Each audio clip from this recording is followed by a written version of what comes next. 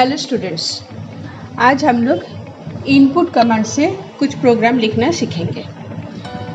Input command से हमें पता है कि इनपुट कमांड की सहायता से हम लोग वेरिएबल का वैल्यू दे सकते हैं। इसके पहले हम लोग लेट कमांड से वेरिएबल का वैल्यू देना सीखे थे।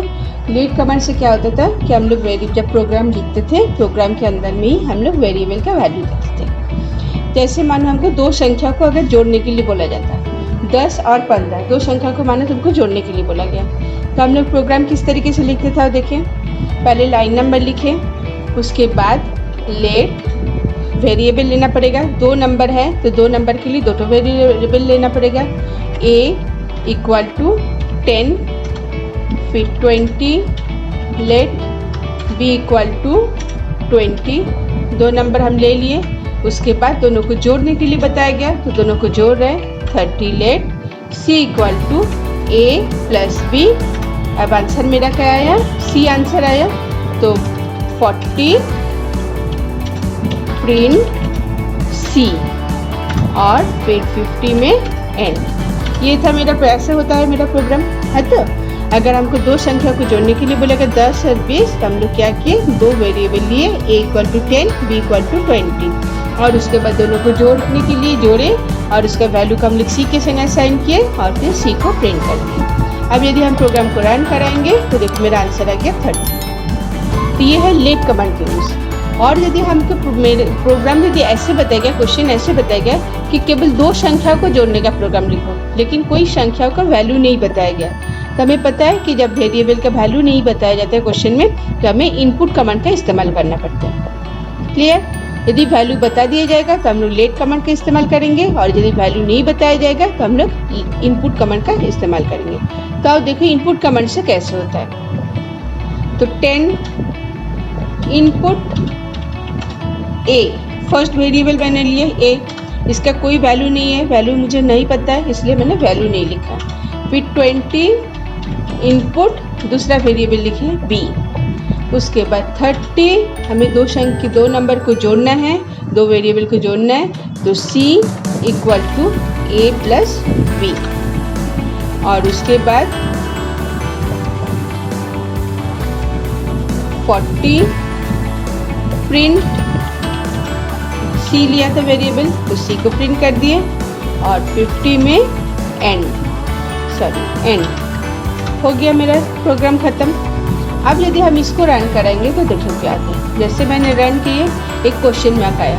इस क्वेश्चन मार्क का मतलब क्या, ये वेरिएबल का वैल्यू मांग रहा है। कौन सा वेरिएबल, फर्स्ट में मैंने लिया था a वेरिएबल, तो a का वैल्यू मांग रहा है, तो a की जगह मैंने लिखे मानो 10, एंटर दबाए। फिर दूसरा क्वेश्चन मार्क आया, यानी कि दूसरा वेरिएबल यानी b का वैल्यू मांग रहा है, तो मैंने यहाँ पे लिखे 20, एंटर दबाए, देखो आंसर आ गया मेरा 30।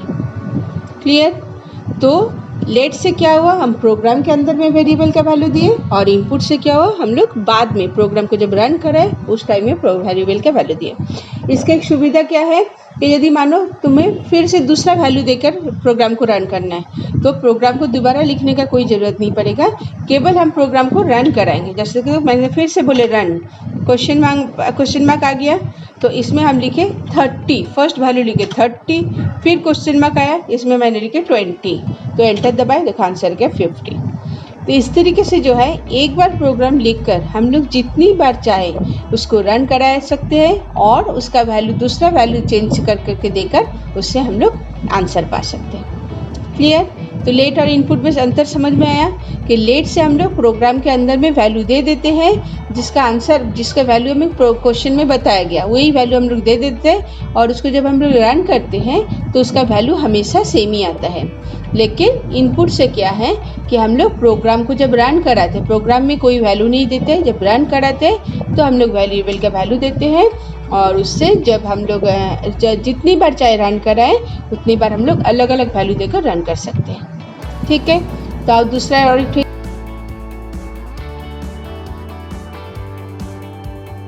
अब ना हम लोग किसी का नाम और रोल नंबर ये प्रिंट करना चाहते हैं।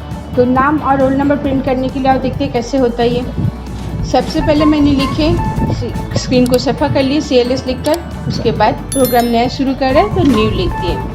न्यू लिखने के बाद 10 इनपुट नाम लिखना है मुझे, तो मैंने वेरिएबल लिया एन डॉलर किस लिए, क्योंकि नाम जो है अल्फान्यूमेरिक वेरिएबल से बनता है, इसलिए पीछे डॉलर का चिन्ह लगाया। और उसके बाद मानो मुझे इनपुट दूसरा लेना है, उसका जो रोल नंबर लेना है, तो रोल नंबर में मैंने लिखे नंबर, इनपुट नंबर एनो लिख दिया। अब मुझे क्या क्या, हम दो वेरिएबल लिए हैं, नेम डॉलर एन डॉलर और रोल नंबर के लिए नंबर। तो मुझे प्रिंट क्या क्या करना है, प्रिंट में एन डॉलर प्रिंट करना है पहले, और उसके बाद दूसरा लाइन पर मुझे प्रिंट करना है नंबर, उसका जो रोल नंबर है नंबर। दो ठो हम प्रिंट कर दिए। अब 50 में मैंने प्रोग्राम को एंड कर दिया। अब जैसे देखो रन लिखे, रन लिख कर एंटर दबाए, पहले क्वेश्चन मार्क आ गया। तो यहाँ पर फर्स्ट क्या पूछ रहा है, नेम डॉलर का वैल्यू पूछ रहा है, जो फर्स्ट वेरिएबल है नेम डॉलर। तो यहाँ पर मानो मैंने लिख दिए प्रिया, एंटर दबाए, दूसरा क्वेश्चन मार्क आ गया, यानी इसका रोल नंबर पूछ रहा है, तो मैंने लिखे 4 और एंटर दबा दिए। तो देखो 2 लाइन प्रिंट हो गया, प्रिया और 4। ठीक है, तो यहाँ पर 2 लाइन प्रिंट हुआ, 2 वेरिएबल प्रिंट हुआ। एक है अल्फान्यूमेरिक वेरिएबल, जिसके लिए मैंने वेरिएबल नाम के पीछे डॉलर चिन्ह का इस्तेमाल किया है, और दूसरा है रोल नंबर, जो कि न्यूमेरिक वेरिएबल है, इसलिए उसके पीछे कोई चिन्ह का इस्तेमाल नहीं किया, सिंपल वेरिएबल का नाम लिखा गया। क्लियर। तो लिखने का तरीका, वही वेरिएबल नाम लिखने का तरीका लेट कमांड के जैसा ही है, बिल्कुल सेम टू सेम। यहाँ पर केवल हम लोग जो है प्रोग्राम में कुछ जो है मैंने यहाँ पर प्रोग्राम के अंदर में वैल्यू नहीं दे रहा है, प्रोग्राम के बाहर में जब रन कर रहे हैं तो उसमें हम लोग वैल्यू दे रहे हैं। क्लियर। तो अब और एक एग्जाम्पल देखते हैं, इसको मिटा देते हैं, न्यू लिख कर शुरू किए। अब मैंने हमको बताया गया कि ऐसा एक प्रोग्राम है कि किसी रेक्टेंगल का एरिया निकालना है, किसी भी रेक्टेंगल के एरिया निकालना है, जिसका कोई वैल्यू नहीं बताया गया। इसके पहले हम लोग लेट कमांड से किए थे कि जिसका वैल्यू बता दिया जाता था। अब मुझे वेरिएबल रेक्टेंगल का एरिया निकालना है, लेकिन उसका कोई भी रेक्टेंगल का हम लोग निकाल सकते हैं इससे इनपुट कमांड से। तो देखो किस तरीके से होता है। 10 इनपुट लेंथ के लिए मैंने लिए L, 20 इनपुट ब्रेथ के लिए मैंने लिए B। 2 इनपुट मैं दो ले लिए। अब मुझे क्या करना है, अब मुझे करना है कि इन दोनों को जो वेरिएबल का वैल्यू मुझे एरिया का निकलना है। तो एरिया का वैल्यू, जो एरिया का जो फार्मूला होता है, एरिया का फार्मूला हमें पता है। तो एरिया का फार्मूला क्या होता है कि लेट लेंथ इंटू ब्रेथ है, तो area equal to length into breadth. तो मैंने लिखे let area equal to L into B। 2 variable मेरा था लेंथ इंटू ब्रेथ, तो L इंटू B कर दिया। अब मुझे क्या करना है, प्रिंट करना है। क्या प्रिंट करना है, एरिया। तो मैंने लिखा प्रिंट एरिया और 50 में इसको एंड कर दिया। हो गया मेरा प्रोग्राम ख़त्म। 2 वेरिएबल लिए, लेंथ और ब्रेथ, उसके लिए L और B 2 वेरिएबल लिए हैं। उसका हमने कैलकुलेशन कर लिया, area equal to L into B, फिर प्रिंट कर लिया। अब यदि हम रन करेंगे तो देखो रन किए, क्वेश्चन मार्क आया। फर्स्ट क्वेश्चन मार्क में क्या पूछ रहा है, ये लेंथ का पूछ रहा है, L का वैल्यू पूछ रहा है। तो मैंने मानो लिखे 70। दूसरा में पूछ रहे हैं, इसका मानो लिखे 50। एंटर दबाए, आंसर आ गया हमारा 3500। अब इसको हम लोग जितनी बार रन करेंगे और जितना अलग अलग वैल्यू हम लोग देंगे, उसके लिए क्या होगा, देखो अलग अलग आंसर आएगा। क्लियर। तो एक बार प्रोग्राम लिखकर हम लोग जितनी बार चाहें उसका हम लोग वैल्यू हम लोग कर सकते हैं, उसका इस्तेमाल हम लोग चेंज कर करके हम लोग दूसरा वैल्यू प्राप्त कर सकते हैं। तो ये है इनपुट कमांड का मजा। तो लेट कमांड के साथ इनपुट कमांड का अंतर समझ में है अच्छी तरीके से। लेट कमांड से फिर से एक बार बता रही हूँ, लेट कमांड से क्या होता है, प्रोग्राम के अंदर में हम लोग वेरिएबल दे देते हैं और उसके लिए वेरिएबल का हम लोग बाद में वैल्यू नहीं चेंज कर सकते। जितनी बार हम लोग प्रोग्राम को रन कराएंगे वो उसी का एक ही वैल्यू हमेशा आंसर उसका प्रिंट करता है। लेकिन इनपुट कमांड से जब हम लोग वेरिएबल का वैल्यू देते हैं तो प्रोग्राम को रन करने के समय में देते हैं, इसलिए हम लोग को जितनी बार चाहे अलग अलग हम लोग वैल्यू देकर हम लोग उसका आंसर प्राप्त कर सकते हैं। क्लियर।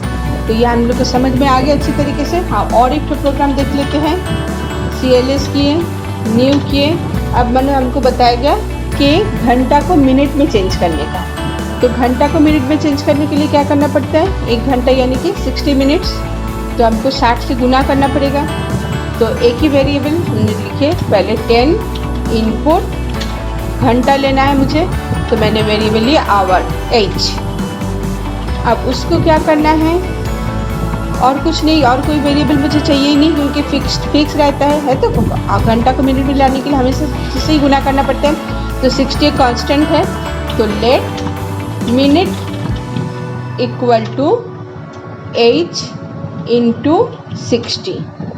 ये हमेशा ये मेरा फॉर्मूला है तो मिनट में लाने के लिए आवर को 60 से गुना करना है। अब प्रिंट क्या करना है, 30 प्रिंट मिनट हो गया। प्रोग्राम को बंद कर दिए, 40 एंड। अब जब हम रन कराएंगे, रन किए, क्वेश्चन मार्क आया तो यहाँ पर h यानी आवर का वैल्यू मांग रहा है, तो मैंने लिख दिए 5 यानी 5 घंटा को। जैसे एंटर दबाए देखो 300 प्रिंट हो गया, यानी 5 घंटे यानी कि 300 मिनट्स। अगर मैंने फिर से रन कराए और मुझसे क्वेश्चन मार्क जो पूछा है मैंने लिखा 8 घंटा, तो देखो 8 इंटू 60 480 आ गया। तो जितनी बार तुम रन कराओगे उतनी बार क्या होगा, वो अलग अलग वैल्यू डालेंगे और अलग अलग वैल्यू डालकर हम लोग अलग अलग उसका वैल्यू मान प्राप्त कर सकते हैं। क्लियर? तो ये हो गया इनपुट कमांड का इस्तेमाल।